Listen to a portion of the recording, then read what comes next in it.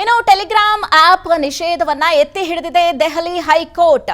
App ಮೇಲಿನ ತಾತ್ಕಾಲಿಕ ನಿಷೇಧ ಇನ್ನೂ ಕೂಡ ಮುಂದುವರಿಕೆ ಆಗುತ್ತೆ. ನಿಷೇಧಕ್ಕೆ ಸೂಕ್ತ ಕಾರಣಗಳಿವೆ ಅಂತ ಹೈಕೋರ್ಟ್ ಈ ಸಂದರ್ಭದಲ್ಲಿ ತಿಳಿಸಿದೆ.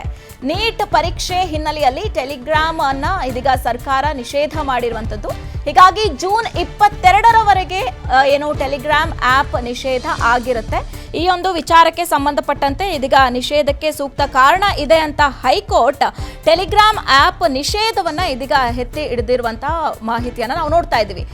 ನೀಟ್ ಪ್ರಶ್ನೆ ಪತ್ರಿಕೆ ಸೋರಿಕೆ ವಿಚಾರಕ್ಕೆ ಸಂಬಂಧಪಟ್ಟಂತೆ ಟೆಲಿಗ್ರಾಮ್ ನಲ್ಲಿ ಇದೆಲ್ಲ ಆಗಿದೆ. ಟೆಲಿಗ್ರಾಮ್ ಇದಕ್ಕೆ ಪೂರಕವಾಗಿ ಪ್ರಶ್ನೆ ಪತ್ರಿಕೆ ಸೋರಿಕೆಗೆ ಸಹಕಾರ ಮಾಡಿದೆ ಅನ್ನುವಂಥದ್ರ ನಿಟ್ಟಿನಲ್ಲಿ ಸರ್ಕಾರ ಟೆಲಿಗ್ರಾಮ್ ಆಪ್ ಅನ್ನ ನೀಟ್ ಪರೀಕ್ಷೆ ಆಗುವವರೆಗೂ ಕೂಡ ನಿಷೇಧ ಮಾಡಬೇಕು ಅನ್ನುವಂಥ ಮನವಿಯನ್ನ ಮಾಡಿತ್ತು, ಕೋರ್ಟ್ ಅಲ್ಲಿ ಇತ್ತು.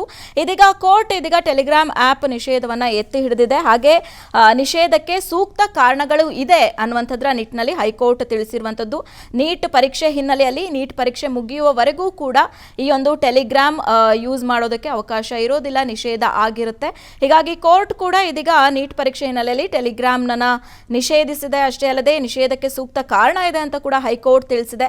ಆಪ್ ಮೇಲಿನ ತಾತ್ಕಾಲಿಕ ನಿಷೇಧ ಏನಿದೆ ಅದು ಇನ್ನೂ ಕೂಡ ಮುಂದುವರಿಯುತ್ತೆ ಅನ್ನುವಂಥದ್ದನ್ನ ಹೈಕೋರ್ಟ್ ಕೂಡ ಸೂಚನೆ ಕೊಟ್ಟಿರುವಂತದ್ದು.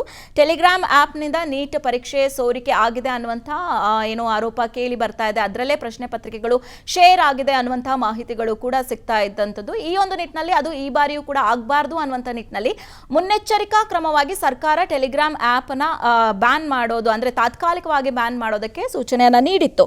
ಈ ಒಂದು ಸೂಚನೆ ಮೇರೆಗೆ ಇದೀಗ ಟೆಲಿಗ್ರಾಮ್ ಆಪ್ ನಿಷೇಧವನ್ನ ಹೈಕೋರ್ಟ್ ಕೂಡ ಎತ್ತಿ ಹಿಡಿದಿದೆ. ಅಷ್ಟೇ ಅಲ್ಲದೆ ಇದಕ್ಕೆ ಸೂಕ್ತ ಕಾರಣ ಇದೆ, ಸುಮ್ಮನೆ ಆಪ್ ಅನ್ನ ನಿಷೇಧ ಮಾಡ್ತಾ ಇಲ್ಲ, ಇದಕ್ಕೆ ಕಾರಣಗಳು ಇದೆ ಅನ್ನುವಂಥದ್ರ ನಿಟ್ಟಿನಲ್ಲಿ ಕಾರಣವನ್ನ ಕೊಟ್ಟು ಇದೀಗ ಹೈಕೋರ್ಟ್ ಕೂಡ ಈ ನಿಷೇಧವನ್ನ ಎತ್ತಿ ಹಿಡಿದಿದೆ.